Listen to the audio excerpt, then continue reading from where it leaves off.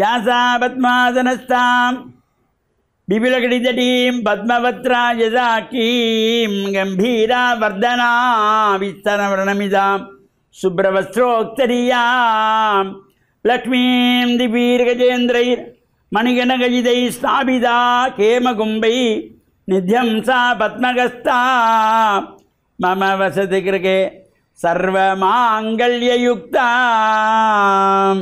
ஓம் மகாலக்ஷ்மீ ச வித்மஹே விஷ்ணுவத்னி ச தீமஹி தன்னோ லக்ஷ்மி பிரச்சோதயாத். ஓம் நமச்சிவாய. மேன்மைகள் சைவநீதி விளங்குக உலகமெல்லாம். நோயற்ற வாழ்வே குறைவற்ற செல்வம். அந்த நோய் நொடிகள் இல்லாத வாழ்வு இந்த உலக மக்கள் எல்லோரும் வாழ வேண்டும் என்று கலியுகத்தின் காந்தமலை ஜோதியாகிய சபரிமலை சுவாமி ஐயப்பனுடைய பரிபூர்ணமான திருவருள் உலகெங்கும் வாழுகின்ற அனைத்து அடியார்களுக்கும் கிடைக்க வேண்டும் என்று இறைவனை பிரார்த்தித்து, ஓம் தொலைக்காட்சி டான் தமிழொலி நேயர்கள் அனைவருக்கும் சர்வதேச இந்து மத குருபீடம் அகில இலங்கை சபரிமலை ஸ்ரீ சாஸ்தாபீடத்தின் சார்பில் இனிய காலை வணக்கங்களும் நல்லாசிகளும். என்றும் மங்களகரமான விஸ்வாவசு வருஷம் ஐப்பசி மாதம் 19ஆம் நாள் 5/11/2025 புதன்கிழமை. இன்று மலர்ந்திருக்கின்ற இன்றைய பொழுதும் நம் எல்லோருடைய வாழ்விலும் எல்லா விதமான சிறப்புகளும் கிடைக்க வேண்டும் என்று இறைவனை பிரார்த்தித்து, இஷ்ட தெய்வங்கள் குலதெய்வங்களை வழிபாடு செய்து பெற்றோர்கள் பெரியோர்கள் குருவானவர்கள் ஆசிரியர்களையும் வணங்கி அவர்களுடைய அன்பையும் ஆசியையும் பெறுகின்ற பொழுது எந்த நாளுமே நமக்கு நல்ல நாளாக அமையக்கூடியது. இன்று புதவாரம் என்கின்ற புதன்கிழமை. இன்றைய தினம் பௌர்ணமி நிறைந்த நாள், பூரணை நாள். பல்வேறு அம்பாள் ஆலயங்களிலே இந்த பௌர்ணமியை முன்னிட்டு விசேஷமான அபிஷேகங்கள், ஆராதனைகள், பூஜைகள், வழிபாடுகள், உற்சவங்கள் நடைபெறுகின்ற இடங்களிலும் சென்று நாம் பிரார்த்தனைகள் செய்வதோடு இன்று இந்த ஐப்பசி மாதத்து பரணி நட்சத்திரம். ஒவ்வொரு மாதங்களிலே ஒவ்வொரு திதிகளுக்கு சிறப்பு, ஒவ்வொரு நட்சத்திரங்களுக்கு சிறப்பு, ஒவ்வொரு கிழமைகளுக்கு சிறப்பு. அந்த வகையிலே இந்த ஐப்பசி மாதத்திலே ஐப்பசி மாதத்து பரணி நட்சத்திரம் பைரவ பெருமானுடைய வழிபாட்டுக்கு சிறப்பான நாள் ஐப்பசி பரணி. பைரவர் ஆலயங்களிலே விசேஷமான பொங்கல் வழிபாடுகள், பூஜைகள், அபிஷேகங்கள், சங்காபிஷேகங்கள், ஆராதனைகள், உற்சவங்கள் நடைபெறுகின்ற இடங்களிலே நாமும் சென்று பிரார்த்தனைகள் செய்வதோடு இந்த பைரவ பெருமானுக்கு இந்த ஐப்பசி மாதத்து பரணியிலே நெய் விளக்கு ஏற்றி வழிபாடு செய்கின்ற பொழுது கடன் தொல்லைகள் விலகும் என்பது ஒரு நம்பிக்கையோடு கூடிய இந்த அனுஷ்டானம். இவ்வாறு இந்த பைரவ பெருமானை நாம் இந்த புதவாரம் என்கின்ற புதன்கிழமையிலே இவ்வாறு இந்த ஐப்பசி மாதத்து பரணி நட்சத்திரத்திலே பிரார்த்தனைகள் செய்கின்ற பொழுதிலும் இளநீரினாலே அபிஷேகம், தயிரினாலே அபிஷேகம், இவையெல்லாம் ஒரு சிறப்போடு கூடியதாக. அது மட்டுமல்லாமல் பைரவ பெருமானுக்கு பொங்கல் வழிபாடு செய்வது. இப்போ நமக்கெல்லாம் குலதெய்வம் பைரவராக பல குடும்பங்களிலே இருப்பார்கள். குலதெய்வமாக இருப்பார் பைரவர். அவ்வாறு அந்த குலதெய்வங்களுக்கெல்லாம் பொங்கல் வழிபாடுகள் செய்வது, உளுந்திலே வடை மாலை செய்து சுவாமிக்கு சாத்துவது, நிவேதனம் வைப்பது, பூஜைகள் பிரார்த்தனைகள் செய்து கொள்வது, நந்தியாவட்டம் பூவினாலே அர்ச்சனை வழிபாடுகள் செய்கின்ற பொழுதும் எல்லா விதமான கஷ்டங்கள், துன்பங்கள், சோகங்கள் அனைத்தும் விலகுவதோடு கடன் தொல்லைகள் நீங்குகின்ற வகையிலே இந்த பைரவ பெருமானையும் நாம் பிரார்த்தனை செய்து இஷ்ட சித்திகளையும் பெறுகின்ற வகையிலே அமைந்திருக்கின்றதாகிய இந்த ஐப்பசி பரணி நாள் என்று, அதேபோல் இந்த ஐப்பசி மாதத்தினுடைய பௌர்ணமி நாள் பூரணை. அம்பாள் ஆலயங்களிலே கன்னிப்பெண்களும் சுமங்கலி பெண்களும் இந்த திருவிளக்குகள் ஏற்றி வைத்து பூஜைகள், வழிபாடுகள், குங்கும அர்ச்சனைகள் செய்கின்ற பொழுதிலும் எல்லா செல்வங்களும் கிடைக்கின்ற வகையிலே இறையருளையெல்லாம் பூர்ணமாக பெற்று மண்ணில் நல்ல வண்ணம் வாழ டான் தமிழொலி ஓம் தொலைக்காட்சி நேயர்கள் அனைவருக்கும் சர்வதேச இந்து மத குருபீடம் அகில இலங்கை சபரிமலை ஸ்ரீ சாஸ்தாபீடத்தின் சார்பில் நல்லாசிகளை கூறிக்கொள்வதில் மனமகிழ்வு கொள்கிறோம். சர்வே ஜனாக சுகினோ பவந்து, சமஸ்த சன்மங்களானி சந்து. சுபம்.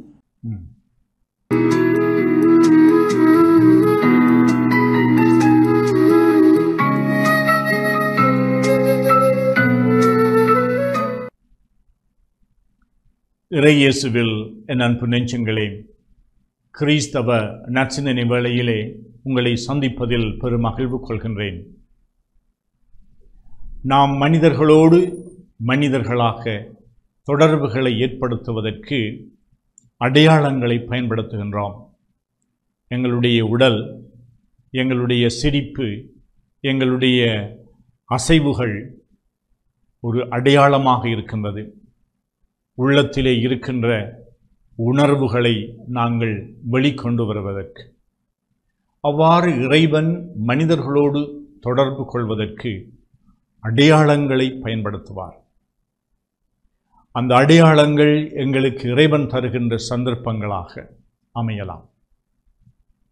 இவ்வாறு காலத்திற்கு காலம் இறைவன் இறைவாக்கினர்களை அனுப்பி அல்லது தன்னுடைய உதடுகளாக, தன்னுடைய பிரதிநிதியாக, தன்னுடைய வார்த்தையை போதிப்பதற்கு, பேசுவதற்கு மக்களுக்கு மனிதர்களை அடையாளங்களாக அனுப்பினார். இவ்வாறு யோனா என்கின்ற இறைவாக்கினரை நினிவே என்ற அந்த நாட்டு மக்களுக்கு அனுப்புகின்றார். அவர்களுடைய வாழ்வு எல்லாம் ஒழுக்கமில்லாத வாழ்வாக, இறைவனுடைய அறநெறிகளை அவர்கள் பின்பற்றாமல் அழிவுக்குரிய வாழ்க்கையை வாழ்ந்து கொண்டிருந்த பொழுது அவர்கள் மத்தியிலே யோனா என்கின்ற இறைவாக்கினரை அனுப்புகின்றார். அந்த மக்கள் யோனாவினுடைய போதனையை கேட்டு அரசன் முதல் கடைசி ஆள் வரை அவர்கள் எல்லோரும் இந்த போதனையினாலே மனமாற்றம் பெற்றவர்களாக அவர்கள் தவம் இருந்து செபம் செய்து தியாகம் புரிந்து அவர்களுடைய மனமாற்றத்தை வெளிக்கொணர்ந்தார்கள். இவ்வாறு இந்த இயேசுவுடைய காலத்திலே சிலர் வந்து இயேசுவை சோதிப்பது போன்று ஒரு அடையாளத்தை செய்து காட்டும், ஒரு புதுமையை செய்து காட்டும், அப்பொழுது நாங்கள் உம்மை நம்புவோம் என்று சொல்லுகின்றார்கள். ஆம் அன்பு நெஞ்சங்களே, அப்பொழுது இயேசு உடனடியாக ஒரு அடையாளத்தை செய்து அவர்களை நம்ப வைக்கலாம் என்று எண்ணவில்லை. அவர்களை சாடுகின்றார், அவர்களை பேசுகின்றார், கண்டிக்கின்றார். அடையாளத்தை தேடுகின்றீர்கள். இறைமகன் இயேசுவே ஒரு அடையாளமாக, இறைவனுடைய அருட்சாதனமாக இருக்கின்றார். ஆண்டவருடைய அன்பை, இரக்கத்தை, ஆண்டவருடைய கனிவை, ஆண்டவருடைய பொறுமையை இந்த இயேசு மக்களுக்கு போதனையாகவும் சாதனையாகவும் எடுத்து காட்டினார். இயேசு ஒரு தனிப்பெரும் அடையாளமாகும், அடையாளத்தை தாண்டிய ஒரு அருட்சாதனமாகும். ஆண்டவருடைய முகத்தை இந்த உலகத்திலே காண்பித்தவர் இயேசு. அவர் கருணை உள்ளவர், இரக்கம் உள்ளவர், மன்னிக்கின்றவர், ஏற்றுக்கொள்ளுகின்றவர், அவர் நல்லவர் என்பதை இயேசு எடுத்து காட்டினார். ஆனால் எல்லோரும் அதை இனம் கண்டுகொள்ளவில்லை. ஆகையினாலே இறைவனும் யார் எனக்கு என்பதை நாங்கள் இந்த நாளிலே கேட்கலாம். இந்த இறைவன் எங்களுக்கு என்ன அடையாளத்தை தந்திருக்கின்றார் என்றால், எல்லா அடையாளங்களுக்கும் மேலாக, எல்லா மனித அடையாளங்களுக்கும் மேலாக இயேசுவை தந்திருக்கின்றார். இந்த இயேசு கிறிஸ்துவை நாங்கள் அறிவதன் மூலமாக, அவருடைய போதனையை கடைப்பிடிப்பதன் மூலமாக நாங்கள் இறைவன் எம் மத்தியிலே இருக்கின்றார் என்பதையும், எங்களுடைய வாழ்வு சிறப்பாக அமைய வேண்டும் என்பதையும், அது ஆண்டவருடைய திட்டம் என்பதை நாங்கள் உணர்ந்து கொள்வோம். எனவே நாங்கள் இறைவன் எங்களோடு பேசுகின்றார், அடையாளங்கள் மூலமாக பேசுகின்றார் என்றால், எல்லா அடையாளங்களுக்கும் மேலாக ஆண்டவர் இயேசு, அவரை நாங்கள் ஏற்றுக்கொள்வோம். அவருடைய போதனையை நாங்கள் படித்து கொள்வோம். அவருடைய போதனையை அறிந்து நாங்கள் அதன்படி ஒழுகுவோம். எங்களுடைய வாழ்க்கையிலே மாற்றங்கள் எழ வேண்டும். இந்த மாற்றத்தினூடாகத்தான் நாங்கள் படிப்படியாக இறைவனை நோக்கிய பயணத்திலே நாங்கள் முன்னேற்றம் காணுவோம். இந்த அருளுக்காக இந்த நாளிலே நாங்கள் இறைவனை பார்த்து மன்றாடுவோமாக. ஆமென்.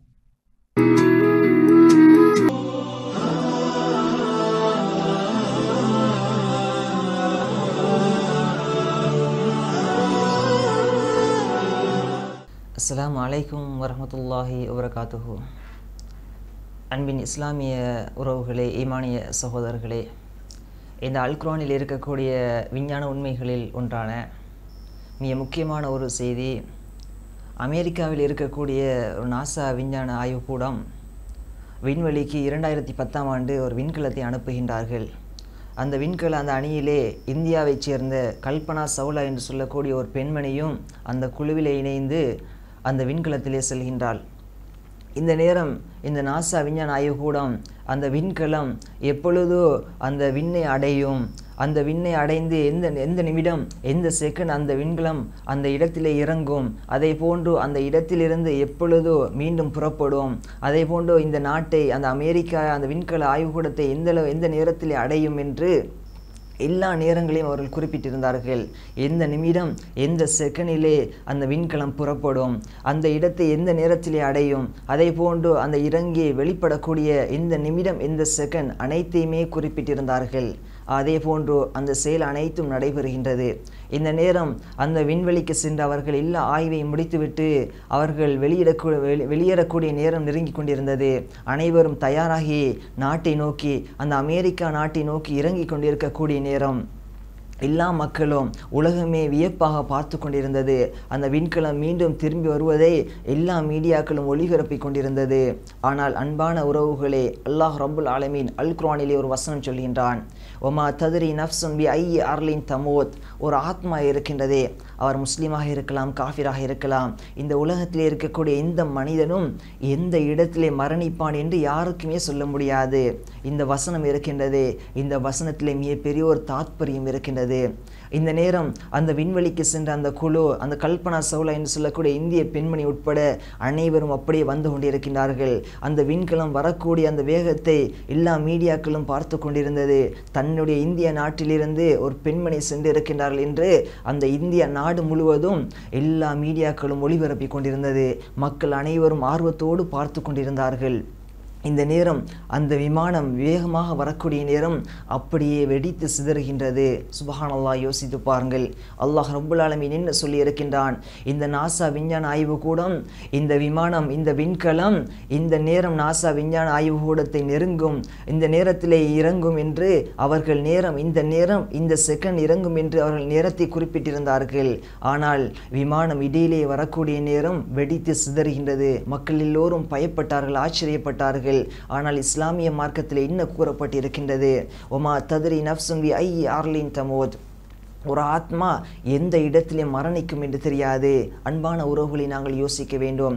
இந்த மரணத்தை பொறுத்த வரைக்கும் அவர்கள் யோசித்தார்களா நாங்கள் மரணிப்போம் என்று? நாசா விஞ்ஞான ஆய்வுக்கூடம் என்ன சொல்லியிருந்தது? இந்த நிமிடம் இந்த சிக்கனிலே இவர்கள் இந்த நாசா விஞ்ஞான ஆய்வுக்கூடத்தை வந்தடைவார்கள் என்ற நேரத்தை குறிப்பிட்டிருந்தார்கள். ஆனால் இடையிலே வரக்கூடிய நேரம் அந்த விமானம் அப்படியே வெடித்து சிதறியது. நாங்கள் யோசிக்க வேண்டும். எங்களுக்கு மரணம் எந்த நேரத்திலும் வரலாம். நாங்கள் ஒவ்வொரு நாளும் கேள்விப்படுகின்றோம், தூங்கியவர் எழும்ப முடியாமல் மரணித்து விட்டார், திடீர் விபத்திலே மரணம். அதுபோன்றோ சும்மா பேசிக்கொண்டிருந்த ஒரு மனிதர், எங்களோடு உரையாடி கொண்டிருந்த மனிதர் திடீரென மரணித்து விட்டார். இப்படி ஏராளமான செய்திகளை நாங்கள் கேள்விப்படுகின்றோம். இந்த மரணத்தை பொறுத்த வரைக்கும் அல்லாஹ் ரப்புல் ஆலமீன் என்ன சொல்லிக் கொண்டிருக்கின்றான்? அன்றைய சமூகம் இந்த அல் குர்ஆனுடைய வசனத்தை பார்த்தவுடன் அவர்கள் ஆய்ந்து போகின்றார்கள், வியப்படைந்து போகின்றார்கள். என்ன சொல்கின்றார்கள்? இப்படி ஒரு வசனம் அல் குர்ஆனில் இருக்கின்றதா? அல்லாஹ் ரப்புல் ஆலமீன் உண்மையாகத்தான் சொல்லி இருக்கின்றான். 1400 வருடங்களுக்கு முன்னால் அந்த ரஹ்மான், அந்த அல்லாஹ் சொன்ன அந்த வார்த்தை இன்று நடந்திருக்கின்றதா இல்லையா? அந்த இந்திய பெண்மணியும் கூட அப்படியே வெடித்து சிதறி மரணித்திருக்கின்றார். அந்த பெண்மணி எங்கே மரணிப்பாள் என்று யாராலும் குறிப்பிட முடியாது. ஆனால் அல்லாஹ் ரப்புல் ஆலமீன் எழுதி வைத்திருக்கின்றான். எனவே இந்த மரணத்தை பொறுத்த வரைக்கும் இந்த நேரமும் மரணத்திற்கு நாங்கள் தயாராக இருக்க வேண்டும்.